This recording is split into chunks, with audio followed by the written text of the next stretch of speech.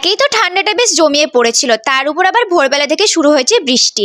রুহি তো ওর পাপার সাথে ঘরে বসে পড়াশোনাতেই ব্যস্ত। সকালবেলা কুয়াশা দেখেও জামা কাপড়গুলো বার করে দিয়েছিলাম। আজকে 3 দিন ধরে এই জামা কাপড় ঢোকাচ্ছি আর বার করছি, জামা কাপড় আর শোকানোর নামই নিচ্ছে না। ঝমঝম করে বেশ জোরে এবার বৃষ্টিটা নামলো, তাই জামা কাপড়গুলো তুলতে আসতেই হলো। আর বাইরেটা দেখেছো কুয়াশাতে পুরো ভর্তি, তার উপরে আবার আমার পাটা গেল ভিজে। এই ঠান্ডার মধ্যে বৃষ্টির জলটা পুরো বরফের মতো লাগলো। ঘরে এসে দেখে রুহি তো ওর পাপার সাথে পড়াশোনাতেই ব্যস্ত এখনো। আসলে রুহি বই পড়তে খুবই ভালোবাসে, তাই ওকে নানা ধরনের বইও কিনে দিই। বৃষ্টি ভেজা রুহির এই ছোট্ট ছাদ বাগানটা কি সুন্দর দেখতে লাগছে, তাই না? রং বেরঙের ফুলগুলো কি সুন্দর সুন্দর ফুটেছে। সারাটা দিন এই বৃষ্টি বৃষ্টি করে কেটে গেল। বাড়িতে তো খিচুড়ি হয়েছিল, আর রুহির জন্য তো প্রত্যেক দিনই খিচুড়ি। তোমরা সবাই রুহির খাবারের রেসিপিগুলো জানতে চাইছিলে, অবশ্যই খুব তাড়াতাড়ি তোমাদের সাথে শেয়ার করব। বৃষ্টি পড়ছে আর খিচুড়ি হবে না, এটা তো হতেই পারে না। তোমাদের কার কার বাড়িতে খিচুড়ি হয়েছে কমেন্ট করে বলে ফেলো। আর রুহি তো এখানে খেতে খেতে একটু ডান্সও করে নিল।